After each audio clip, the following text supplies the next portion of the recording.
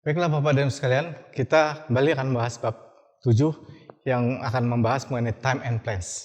Bahasan kita kali ini, materi yang akan dibahas adalah mengenai pertama, apa yang dimaksudkan dengan time and place dalam kerangka bahasan bab 7 ini. Kemudian juga kita akan berbicara mengenai peranan inkonsistensi waktu yang dalam bentuk exponential discount function, kemudian dalam bentuk perilaku discount function, behavioral discount function, kemudian juga kenapa terjadi inkonsistensi waktu dalam dunia nyata, dan bagaimana siklus perilaku model mempengaruhi cara orang mengambil putusan keuangan maupun ekonomi, kemudian bagaimana mental effort dan bracketing, artinya bagaimana upaya-upaya mental yang harus dilakukan lebih keras untuk mendapatkan sesuatu dalam menuju putusan keuangan yang lebih baik, dan juga bracketing di mana terjadi pemisahan putusan-putusan dalam suatu rangkaian putusan yang dipisahkan dalam rangka untuk mencapai keuntungan yang lebih baik. Kemudian juga adanya bracketing in labor supply di mana adanya pembagian jam-jam kerja yang dilakukan oleh seseorang individu supaya dia bisa menghasilkan revenue yang lebih baik lagi, pendapatan yang lebih baik lagi untuk dirinya sendiri karena membagi jam-jam tersebut sesuai dengan kapasitas kerjanya. Di sini yang pertama mau disampaikan adalah bahwa teori diskonto adalah merupakan teori yang disebut juga dengan teori penurunan nilai masa depan, merupakan satu teori yang berhubungan dengan pengambilan keputusan keuangan yang menjelaskan bagaimana individu cenderung memberikan nilai yang lebih rendah pada manfaat atau kepuasan yang diterima di masa depan dibandingkan dengan yang diterima pada saat ini. Kemudian juga individu cenderung memiliki preferensi untuk menerima manfaat atau kepuasan pada saat ini daripada menunda atau mengorbankan untuk masa depan. Asumsinya adalah bahwa individu lebih menyukai kesenangan atau manfaat yang diperoleh secara langsung daripada menunda dan mengorbankan kesenangan atau manfaat tersebut untuk masa depan. Misalnya, seseorang mungkin lebih memilih menghabiskan uangnya saat ini buat membeli barang-barang yang diinginkan daripada menabung yang harusnya dihabiskan di masa depan. Kemudian individu juga cenderung menilai lebih rendah daripada manfaat atau kepuasan yang diterima di masa depan dibandingkan dengan saat ini. Kemudian faktor-faktor tertentu juga dapat mempengaruhi sejauh mana individu menempatkan nilai yang lebih rendah pada manfaat atau kepuasan di masa depan. Salah satunya adalah tingkat diskonto pribadi, yaitu tingkat suku bunga yang digunakan individu dalam membandingkan nilai dari manfaat atau kepuasan yang diperoleh pada saat ini dengan masa depan. Jadi semakin tinggi tingkat diskontonya, semakin rendah pula nilai yang didapatkan pada kepuasan di masa depan.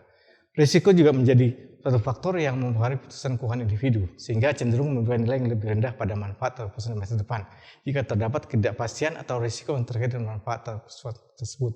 Misalnya, seseorang mungkin lebih memilih untuk mengambil uang secara tunai pada saat ini daripada menunda pembayaran melalui kredit karena tidak dapat memastikan akan memiliki uang lagi di masa depan untuk membayar utang mereka. Nilai yang lebih rendah pada manfaat atau kepuasan yang diterima di masa depan dibandingkan dengan manfaat atau kepuasan yang diterima saat ini.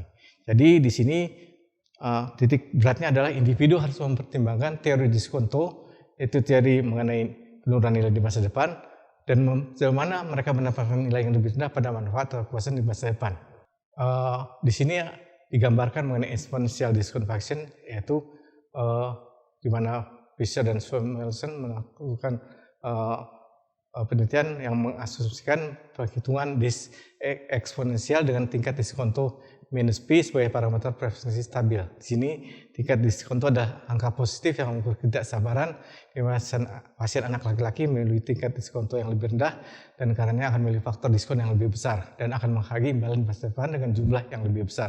Jadi fungsi diskon menurun pada tingkat yang konstan, tetapi pilihan antara suatu hari ini dan besok akan sama dengan pilihan antara sesuatu dalam setahun versus 1 tahun dan 1 hari. Jadi konsep ini digunakan untuk mengukur nilai waktu dari arus kas di masa depan dengan mengasumsikan manusia lebih memiliki jumlah uang di masa sekarang dibandingkan jumlah yang sama di masa depan. Ini persamaan matematisnya digambarkan sebagai V sama dengan C dibagi dalam kurung 1 plus R pangkat T gitu. Mana V adalah nilai waktu dari arus ke masa sekarang, C adalah jumlah uang di masa depan, R tingkat diskonto, dan T adalah jangka waktu antara masa sekarang dan masa depan di mana arus kas diterima. Contoh penerapan exponential discount function dalam pengambilan keputusan keuangan adalah contohnya ketika individu diminta untuk memilih antara menerima sejumlah uang tunai saat ini atau jumlah yang sama di masa depan. Individu yang memiliki preferensi waktu yang lebih tinggi akan memilih memilih untuk menerima uang saat ini karena mereka menilai waktu lebih tinggi daripada jumlah yang sama di masa depan. Ilustrasinya adalah seorang dihadapkan pada satu pilihan menerima 1 juta sekarang atau 1 juta dalam waktu 1 tahun. Jika tingkat diskon itu adalah 10%, maka menggunakan rumus tadi kita dapat menghitung nilai waktu dari kedua pilihan tersebut. Kita bisa lihat di sini hasilnya yang pertama adalah untuk menerima 1 juta sekarang, nilai waktu adalah V, maka nilainya adalah 909,09, dan ini untuk menerima 1 juta dalam waktu 1 tahun nilainya sama tetap seperti ini. Nah, nilai waktu kedua pilihan tersebut sama, sehingga individu tidak akan memiliki preferensi khusus. Namun, jika nilai waktu dia menerima uang sekarang lebih tinggi dari jumlah yang sama di masa depan nanti, individu akan memilih untuk menerima uang saat ini saja. Diskon eksponensial dapat menangkap ketidaksabaran, dan jika seorang tidak bisa menunggu bahkan 1 jam untuk sepotong kue coklat mereka, maka itu mungkin hanya mencerminkan diskon yang tinggi. Itu. Nah, konsep ini mengacu pada individu untuk memberikan bobot yang lebih rendah pada manfaat atau kerugian diperoleh di masa depan dibandingkan dengan manfaat atau kerugian yang akan diperoleh pada saat ini. Jadi individu cenderung memberikan bobot yang lebih rendah pada manfaat atau kerugian di masa depan dibandingkan dengan saat ini. Penerapan behavioral discount function, jadi fungsi diskon perilaku ini mungkin kita memahami kecenderungan dalam keputusan keuangan dan bagaimana hal itu dapat mempengaruhi perilaku dan keputusan keuangan individu. Kemudian Harrison dan Low dan Williams di tahun 2002 menganalisa tanggapan dan menemukan tingkat diskon untuk keseluruhan 20,1% yang tidak bervariasi secara signifikan di seluruh cakrawala waktu. Tidak ada perbedaan gender yang signifikan, tetapi tingkat diskonto menurun seiring bertambahnya usia, dan tingkat diskonto lebih rendah untuk tingkat pendidikan yang lebih tinggi, untuk orang yang lebih terampil, dan bagi mereka yang bukan pelajar, bagi orang yang telah berinvestasi lebih banyak dalam pendidikan, dan bagi mereka yang memilih rumah, dan orang-orang sebelum pensiun maupun yang bekerja melawan pengangguran dan atau risiko kredit yang baik. Dan selanjutnya tahun 2001 tadi Warner dan Peter menganalisis bukti dari putusan dunia nyata tentang pilihan pensiun menggunakan data pembayaran personel militer Amerika Serikat setelah pemisahan sukarela. Personel militer diberi 2 pilihan kontrak, pemisahan sukarela yang memberikan analisis reguler dari waktu ke waktu versus manfaat pemisahan selektif ya, di mana suatu pembayaran sekaligus. Mereka menemukan bahwa 30% perwira dan 10% personel Tamtama mengambil lamsam, menyiratkan tingkat diskonto yang lebih tinggi dengan tingkat diskonto rata-rata 26%. Menganalisis data menggunakan teknik Probit, mereka menemukan bahwa tingkat diskonto bervariasi berbanding terbalik dengan ukuran pembayaran lamsam, berbeda dengan model diskonto eksponensial di mana tingkat diskonto dihasilkan konstan dan mencerminkan proses stabil. Dan mereka juga menemukan variasi demografis yang signifikan dalam tingkat diskonto, dengan personel kulit putih perempuan berpendidikan perguruan tinggi cenderung tidak mengambil artinya pemisahan selektif. Kondisi juga berperan dalam menentukan preferensi waktu. Kemudian di tahun 2004-nya Green dan Meyerson menegaskan bahwa sikap risiko dan preferensi waktu termasuk dalam proses psikologis yang berbeda dan akan bereaksi berbeda terhadap efek yang sama. Peningkatan ukuran hadiah mengurangi tingkat diskonto tetapi meningkatkan pengendalian risiko. Misalnya risiko preferensi bersifat multidimensi dan orang-orang akan memiliki preferensi risiko yang berbeda di seluruh domain yang berbeda. Seseorang mungkin suka dengan keputusan keuangan tetapi menghindari risiko dengan keputusan kesehatan atau sebaliknya. Persepsi tentang trade-off risiko pengangguran adalah domain spesifik, itu menurut Thorgon di tahun 2008. Jadi ada juga hubungan antara keberbedaan dan tingkat preferensi waktu seperti yang ditangkap oleh tingkat diskonto. Salah satu masalah dengan membangun hubungan antara keberbedaan dan perbedaan individu lainnya dan tingkat preferensi waktu adalah bahwa langkah-langkah laporan diri, mengabaikan masalah, terlalu percaya diri, dan kurangnya wawasan. Seseorang mungkin berpikir bahwa mereka lebih sabar daripada yang sebenarnya, dan pilihan hipotesis bukanlah ujian preferensi waktu yang dapat diandalkan. Dan ada juga bukti bahwa parameter preferensi waktu tidak konstan seperti yang didalilkan dalam pendekatan ekonomi standar, dan orang-orang sering menggunakan tingkat diskonto yang lebih tinggi untuk imbalan yang nyata daripada imbalan hipotesis menurut Kirby di tahun 1997. Contoh penerapan behavioral discount function dalam keuangan adalah sebagai berikut. Pertama, kalau seseorang mau menunda pembayaran hutang, ini mungkin lebih cenderung untuk menunda pembayaran hutang mereka karena mereka merasa memberikan bobot lebih rendah pada kerugian keuangan dalam jangka panjang. Mereka mungkin lebih fokus pada manfaat instan gratifikasi saat ini seperti memiliki uang tunai lebih banyak untuk dibelanjakan. Kemudian menabung untuk masa depan. Beberapa individu mungkin memiliki cenderungan untuk tidak menyisihkan uang untuk masa depan mereka. Dan mereka lebih cenderung untuk menghabiskan saja uang pada konsumsi saat ini karena mereka bersenang-senang dan sebagainya daripada menyimpannya di masa depan. Jadi mereka memberikan bobot yang lebih rendah pada manfaat finansial jangka panjang seperti keamanan keuangan di masa depan. Kemudian juga dalam hal investasi yang berisiko, seseorang mungkin cenderung memilih investasi yang berisiko dengan imbal hasil yang tinggi meskipun ada kemungkinan kerugian besar menanti di masa depan. Tapi mereka juga memberikan bobot yang lebih rendah pada potensi kerugian dalam jangka panjang dan lebih fokus pada keuntungan besar dalam jangka pendek.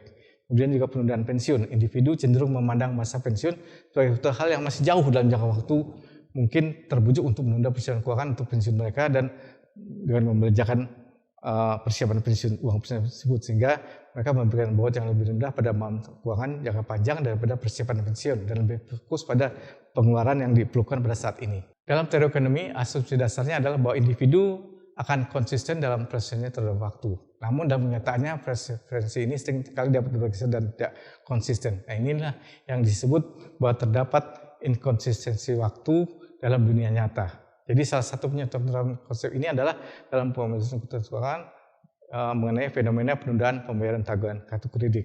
Jadi seseorang mungkin memiliki niat yang kuat untuk membayar tagihan kartu kredit sepenuhnya ketika menerima penghasilan bulanan. Namun ketika saatnya tiba, individu tersebut tergoda untuk menggunakan uang tersebut untuk kebutuhan konsumsi lainnya yang lebih mendesak atau menyenangkan, sehingga menyebabkan tertundanya pembayaran tagihan kartu kredit mereka. Nah, di sini ada contoh lagi di mana Frederick dan kawan-kawan di tahun 2002 mengeksplorasi berbagai studi empiris preferensi waktu dan menemukan berbagai perkiraan tingkat diskonto dan juga mengidentifikasi inkonsistensi dalam subjek. Dan seterusnya mereka juga mengidentifikasi sejumlah anomali yang tidak dapat ditangkap dalam model yang menggunakan diskon eksponensial utilitas. Keuntungan di diskon lebih dari kerugian. Hasil kecil di diskon lebih dari yang besar. Pilihan dipengaruhi oleh asimetri penundaan percepatan. Misalnya ketika membeli video recorder, tingkat diskon orang lebih tinggi jika mereka menginginkan pengiriman cepat daripada jika mereka ingin menundanya. Nah, contoh yang lebih nyata lagi adalah di mana pekerja lebih memilih istirahat 20 menit dalam satu hari daripada istirahat 15 menit dalam satu hari, tetapi menunjukkan pembalikan kesalahan preferensi jika mereka diminta untuk memutuskan dalam waktu dekat. Jika diminta putusan hari ini, mereka lebih suka istirahat 15 menit hari ini daripada istirahat 20 menit besok. Kemudian perokok juga adalah contoh lain. Pada hari Senin mereka mungkin lebih suka berhenti merokok pada hari Selasa, tetapi pada hari Selasa berpikiran dan lebih memilih untuk berhenti merokok pada hari Rabu.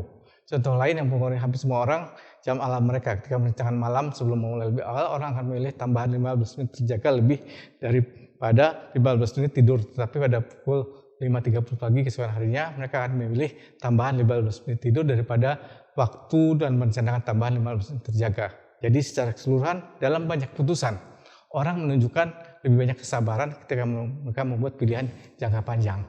Selanjutnya juga temuan yang lebih menarik adalah bahwa preferensi orang-orang untuk penguatan pada penundaan yang berbeda berubah dengan waktu berlalu yang mengarah ke pergeseran preferensi. Di mana beberapa merpati belajar mematuk kunci pada waktu sebelumnya jika dan hanya jika membuat mereka tidak dapat memperoleh penguatan yang lebih kecil. Jadi mungkin merpati mengikat dom bebas pilihan masa depan mereka sendiri dengan mempelajari perangkat prakomitmen dengan mematok lampu hijau. Dulu pada awal psikologi eksperimental dari hipotesis Bischoff dikemukakan bahwa hanya manusia yang dapat memisahkan diri mereka dari motivasi saat ini untuk mengambil tindakan untuk kebutuhan masa depan. Tetapi ada alasan yang signifikan yang terhadap hipotesis ini, di mana Mulcahy dan Cole dan 2006 menemukan bahwa hewan bisa merencanakan dari waktu ke waktu. Misalnya hewan bonobo dan orang utan bisa memilih mengangkut dan menyimpan alat untuk digunakan 1 jam kemudian dan 14 kemudian, dan mereka menyimpulkan bahwa keterampilan perencanaan mungkin telah berevolusi pada spesies-spesies hewan sebelumnya. Kemudian model diskon perilaku, Frederick dan Robinson dan O'Donnell di tahun 2002 juga menggunakan sejumlah cara di mana model pilihan dapat diperkaya untuk menangkap inkonsistensi waktu. Inkonsistensi utama adalah dalam menyesuaikan asumsi diskonto, misalnya menggunakan asumsi diskonto perilaku yang diarahkan kemudian dalam ini sebagai pengganti asumsi diskonto eksponensial standar. Kemudian mereka juga menjelaskan bahwa bagaimana inkonsistensi waktu dapat ditangkap oleh model untuk diskon standar, misalnya dengan memungkinkan pembentukan kebiasaan dan atau memungkinkan utilitas dipengaruhi oleh antisipasi serta khusus saat ini. Demikian pula mengingat tidak konsistenan waktu terjadi, model utilitas godaan dapat dibangun di mana para pembuat keputusan yang canggih mengantisipasi kurangnya kontrol diri dan oleh karena itu berkomitmen untuk melakukan sesuatu yang mungkin. Ketika godaan adalah masalah, orang memiliki preferensi untuk komitmen. Dan konsistenan waktu juga dapat dijelaskan sebagai hasil interaksi antar beberapa diri dalam setiap individu. Kemudian Strauss di tahun 1955 dan 56 menggunakan model di mana keputusan yang lebih dekat dinilai terlalu tinggi dibandingkan dengan yang lebih jauh.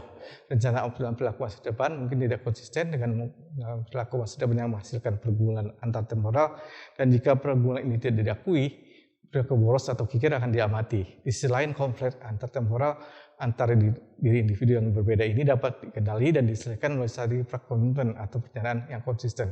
Kemudian Rick dan Lowenson di tahun 2008 menyarankan bahwa contoh inkonsistensi waktu dapat disimulkan trade-off, artinya tukar-menukar antara imbalan berwujud dan tidak berwujud, di mana imbalan nyata cenderung datang lebih cepat, misalnya merokok, sedangkan hasil yang jauh, misalnya menjadi sehat, kurang nyata ketika putusan dipicu oleh faktor-faktor emosional yang segera menonjol dan memonopoli, maka imbalan nyata langsung akan lebih disukai daripada imbalan yang tidak berwujud di kemudian hari.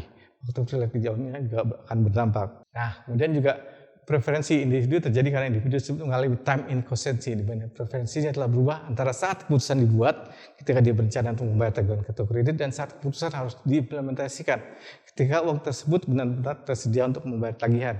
Jadi intinya bahwa tidak konsistenan waktu dalam dunia nyata ini adalah bukan fenomena di mana preferensi individu terhadap putusan di masa depan dapat bergeser dan tidak konsisten.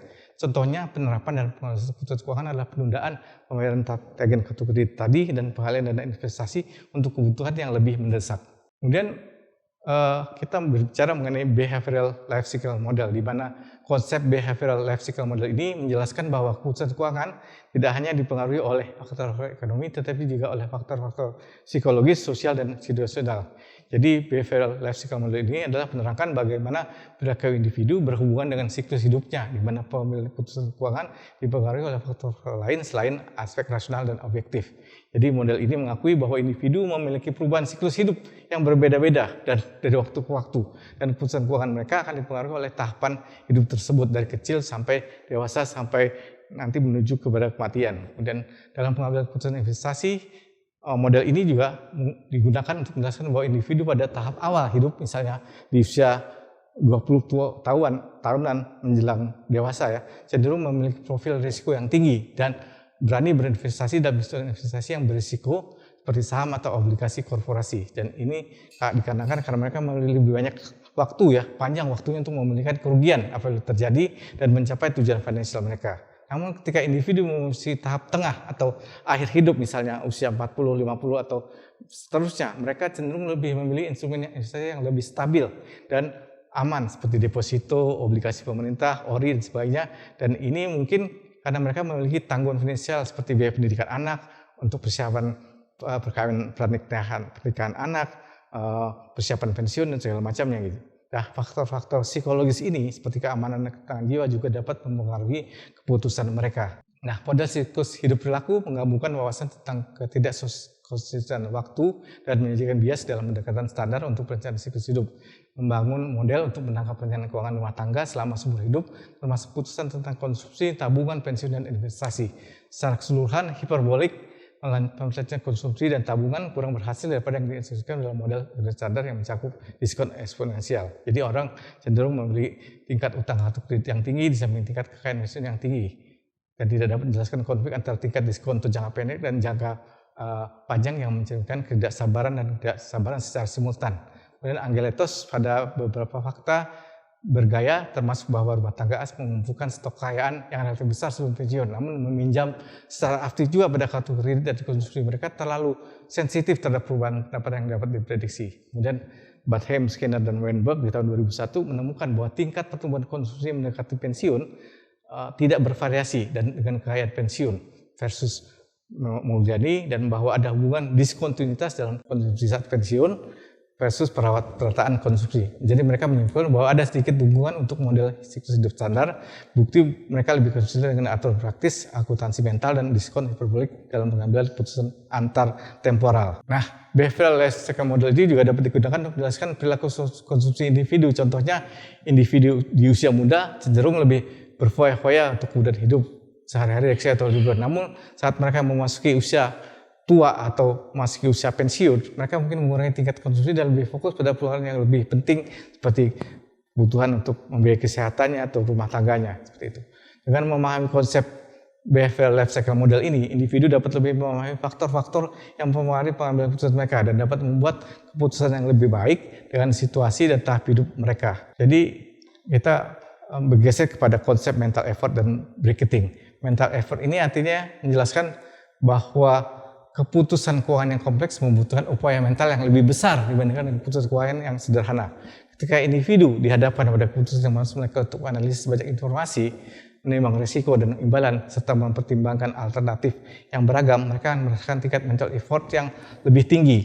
Sedangkan bracketing sendiri merupakan konsep yang mengacu pada kecenderungan individu untuk memisahkan keputusan finansial yang berbeda untuk diambil secara terpisah, meskipun mereka sebenarnya saling terkait. Dan hal ini dapat menyebabkan distorsi dalam keputusan keuangan karena individu seringkali tidak mempertimbangkan konsekuensi keseluruhan dari setiap keputusan terpisah tersebut. Kemudian salah satu ekonom pemenang hadiah Nobel, Richard Thaler, memberikan pandangan perilaku alternatif tentang bagaimana orang menghadapi pilihan risiko tersebar dari waktu ke waktu, dan Thaler juga melakukan percobaan laboratorium perilaku awal dengan mahasiswa Universitas Oregon menguji inkonsistensi waktu dan menemukan tingkat varian waktu yang implisit. Hipotesisnya adalah bahwa tingkat diskon to mental effort dan bracketing adalah varian waktu, dan bahwa mereka bervariasi berbanding terbalik dengan ukuran hasil karena menunggu hadiah membutuhkan upaya mental dan pengendalian diri. Contoh penerapan mental effort adalah dalam pengambilan keputusan keuangan, di mana seseorang memilih investasi yang paling menentukan bagi portfolio mereka. Ketika individu harus memperhatikan beberapa faktor seperti risiko, imbalan, dan waktu yang diperlukan untuk masuk keuntungan, mereka membutuhkan upaya mental yang lebih besar dari hanya memilih satu opsi yang investasi yang sederhana. Kemudian kalau contoh penerapan bracketingnya adalah ketika seorang memutuskan untuk membeli mobil baru dengan kemudahan pinjaman, sementara mereka juga memiliki utang kartu kredit yang besar. Jadi jika individu tersebut saja mempertimbangkan kelayakan pembayaran pinjam mobil dalam isolasi tanpa melihat bagaimana itu akan mempengaruhi total utang mereka, mereka mungkin mengambil keputusan yang tidak optimal secara keuangan. Jadi penting untuk memahami kedua konsep ini, baik mental effort maupun bracketing, dalam pengambilan keputusan keuangan, karena dapat membantu individu untuk lebih menyadari tingkat mental effort yang dibutuhkan dalam keputusan finansial yang kompleks serta mempertimbangkan keseluruhan konsekuensi dari setiap keputusan yang diambil secara terpisah. Nah, bracketing inilah bersupaya agak berbeda karena di sini bracketing digunakan untuk waktu dan rencana menyederhanakan keputusan dengan mengisolasi mereka dari analisis keputusan yang lebih kompleks, sehingga targetan harian berarti bahwa orang tidak memiliki tantangan kognitif untuk memiliki dalam jangka waktu yang lama. Mereka tidak perlu khawatir tentang seperti apa besok yang terjadi atau mengingat seperti apa kemarin, dan ini juga konsisten dengan perbandingan terhadap titik referensi atau tingkat aspirasi dan memberikan aturan keputusan sederhana untuk digunakan dalam menghadapi kelebihan pilihan. Artinya berarti lebih awal pada beberapa hari juga dapat memperbaiki masalah pengendalian diri. Jadi bracketing dalam labor supply sebenarnya merujuk pada konsep perencanaan waktu yang terdiri dari segmen waktu yang berbeda-beda, mana individu merencanakan jumlah jam kerja mereka di masing-masing segmen waktu tersebut. Konsep ini digunakan sebagai cara untuk memaksimalkan kepuasan subjektif individu dan mengoptimalkan waktu kerja mereka. Bracketing dalam pasukan tenaga kerja di sini terjadi kesalahan waktu dapat menyebabkan pelanggaran asumsi standar tentang substitusi intertemporal tentang kerja untuk liburan, seperti yang terlihat di samping asumsi diskonto eksponensial dalam model siklus bisnis yang nyata. Jadi pendekatan standar mengasumsikan bahwa orang bekerja ketika upah tinggi dan mengkonsumsi waktu luang ketika upah rendah, yang menciptakan tingkat marginal substitusi antartemporal. Dalam hal ini harus ada respon pasukan tenaga kerja positif dengan lebih banyak tenaga kerja yang dipasok ketika upah tinggi. Jadi Kamel menilai hipotesis ini dengan menggunakan eksperimen alami yang mengenal pola kerja komoditasi New York City. Di sini ternyata bisa dilihat setelah penelitian bahwa pengemudi taksi yang berhenti lebih awal tetapi pada waktu yang sama setiap hari berkomitmen untuk tingkat usaha yang stabil. Mereka mengembangkan kebiasaan ini menginginkan mereka merasa tergoda untuk berhenti lebih awal bahkan pada hari tenang. Juga mereka mungkin tergoda untuk membuang rezeki nomplok yang diperoleh pada hari-hari baik jika mereka bekerja terlalu keras pada hari-hari itu, jika nomplok masuk akun mental untuk kemewahan. Contoh penerapan bracketing dalam keputusan keuangan dapat ditemukan dalam hal pengaturan jam kerja yang fleksibel. Contohnya, seorang yang memiliki pekerjaan paruh waktu dapat menerapkan konsep bracketing dalam mengatur jadwal kerja mereka. Mereka dapat mengatur jadwal mereka dalam segmen waktu yang berbeda, seperti bisa siang, bisa malam, bisa pagi hari, berdasarkan kebutuhan dan preferensi mereka. Ilustrasinya misalnya seorang memiliki pekerjaan sampingan sebagai pengayuh musik pada waktu dapat menggunakan konsep bracketing untuk mengatur jadwal kerja pelajaran mereka.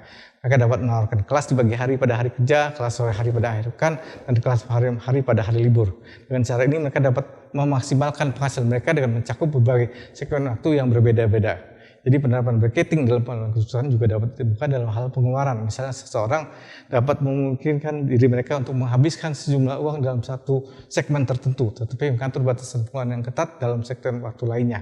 Dengan cara ini mereka dapat menghindari membayar keuangan mereka secara keseluruhan. Misalnya seorang dapat membuat kesepakatan dengan diri mereka untuk menghabiskan jumlah yang lebih besar untuk berwisata di akhir bulan Desember, tetapi menetapkan anggaran yang lebih ketat untuk pengeluaran dalam segmen waktu bulan-bulan sebelumnya atau sesudahnya. Dengan demikian, mereka dapat tetap menikmati liburan tanpa membahayakan stabilitas keuangan mereka sendiri ke depannya. Dalam keseluruhan, konsep bracketing dan labor supply dalam labor supply ini melibatkan pemisahan waktu menjadi segmen-segmen yang berbeda dan merencanakan kegiatan atau pengeluaran dalam setiap segmen waktu tersebut. Hal ini dapat membantu individu dalam memaksimalkan puasan subjektif mereka dan mengoptimalkan penggunaan waktu mereka dalam pengambilan keputusan keuangan. Ini beberapa studi mengenai kasus perencanaan antar temporal dan lingkungan, di mana sekarang kan terjadi kasus penipisan lapis ozon ya. Jadi terjadi perubahan iklim dan penipisan sumber daya yang bukan masalah yang sering meningkat dan menjadi tren terus, dan bahkan sampai nanti tahun 2060 juga diharapkan terjadi penggunaan energi yang lebih bersih daripada menggunakan energi fosil. Tetapi mungkin di sini putusan tentang untuk hemat energi ataupun menggunakan energi baru melibatkan biaya sekarang untuk manfaat di masa depan. Mengingat pentingnya waktu untuk putusan mengurangi energi dan lingkungan, terdapat beberapa literatur perilaku tentang hal ini, di mana McNamara mengamati bahwa energi adalah komoditas abstrak, tidak terlihat dan tidak berwujud, sehingga belajar tentang mengganti konsumsi yang lebih energi tertunda dalam persepsi risiko dan penundaan. Jadi kalau orang itu melihat bahwa mereka akan menggunakan energi baru, tapi berisiko terhadap diri mereka dalam hal pembayaran dan biaya dan risiko lainnya, mereka akan menunda untuk menggunakan energi tersebut. Kemudian juga Taylor dan Sustin berpendapat terjadi konflik internasional antara menjadi diri pelaku dan diri perencana, membuat orang tidak mengambil tindakan jika biayanya segera dan nilainya lebih jauh, karena pelaku lebih suka menghabiskan lebih sedikit di masa sekarang. Hal ini dapat menyebabkan fokus yang berlebihan pada biaya manfaat saat terkait dengan biaya. Dalam konteks lingkungan ini juga dapat menyebabkan orang meremehkan manfaat dari tindakan lingkungan.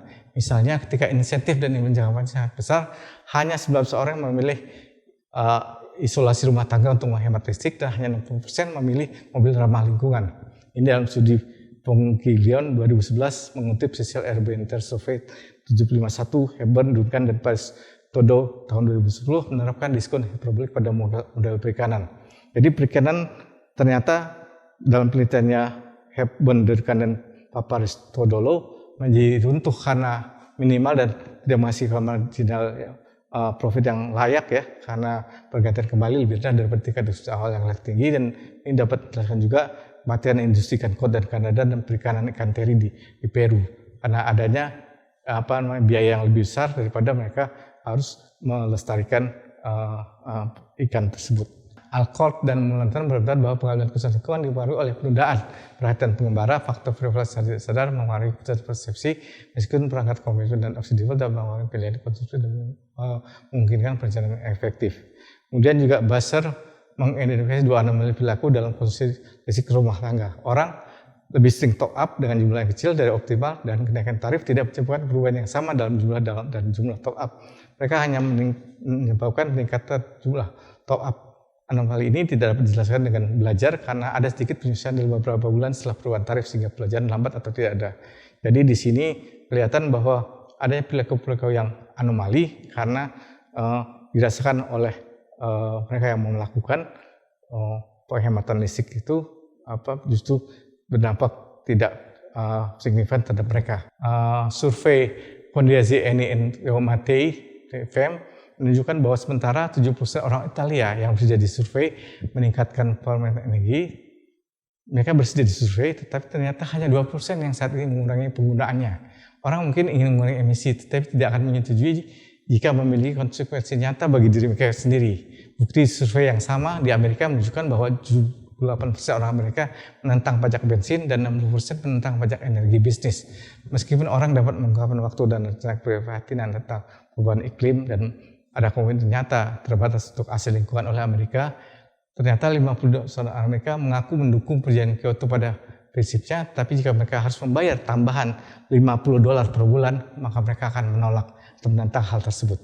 Jadi tujuan mengubah perilaku, tujuan ambisius mengarah pada apa yang lebih besar dan lebih lama, tapi perencanaan juga penting karena perilaku yang efektif bukan hanya tentang niat, tetapi kontrol perilaku termasuk kepercayaan diri memadu tindakan.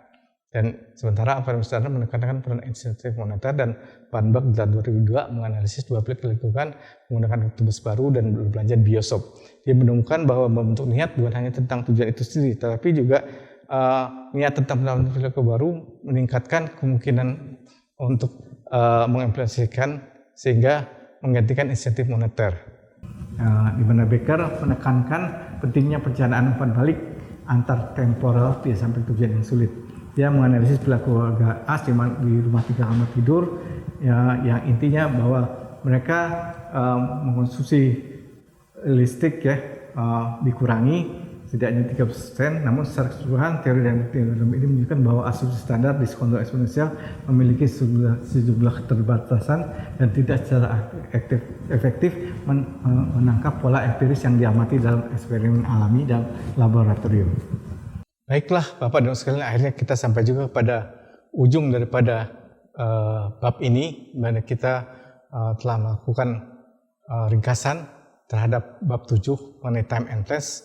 Yang pertama adalah bahwa teori ekonomi perilaku tentang ketidakkonsisten waktu mengambil asumsi standar dalam ekonomi arus utama bahwa tingkat persepsi waktu keputusan yaitu tingkat diskonto itu stabil, tetapi ekonomi perilaku mengeksplorasi kemungkinan bahwa tingkat diskonto itu tidak stabil. Kemudian tingkat diskonto yang tidak stabil menjelaskan masalah umum sehari-hari dari bias saat ini. Ini terlihat mungkin beberapa contoh tadi di mana orang membandingkan antara keuntungan jangka pendek relatif terhadap keuntungan jangka panjang. Jadi bias saat ini terkait dengan inkonsistensi waktu. Jadi ketika melihat pilihan selama interval tertentu, katakan satu hari, jika orang berpikir tentang prospek hari ini versus tomorrow, mereka akan cenderung lebih memilih prospek hari ini dibandingkan dengan besok. Tetapi jika mereka berpikir tentang prospek dalam setahun versus 1 tahun dan 1 hari, mereka akan cenderung memberi bobot lebih tinggi pada prospek 1 tahun dan 1 hari. Kemudian beberapa ekonomi perilaku menangkap ketidakkonsistenan waktu melalui spesifikasi alternatif dari fungsi diskon. Dalam ekonomi ortodoks, fungsi diskon menanamkan tingkat waktu tetap untuk memberikan fungsi diskon eksponensial. Dalam spesifikasi perilaku ekonom tentang fungsi diskonto, termasuk bentuk hiperbolik dan kuasi hiperbolik, tingkat persepsi waktu menjadi bervariasi. Sementara ekonomi perilakunya juga mengambil pandangan berbeda tentang ketidakkonsistenan waktu dengan alasan bahwa pilihan orang ditentukan oleh konteks sehingga pembingkaian dan bracketing akan mendorong pilihan orang.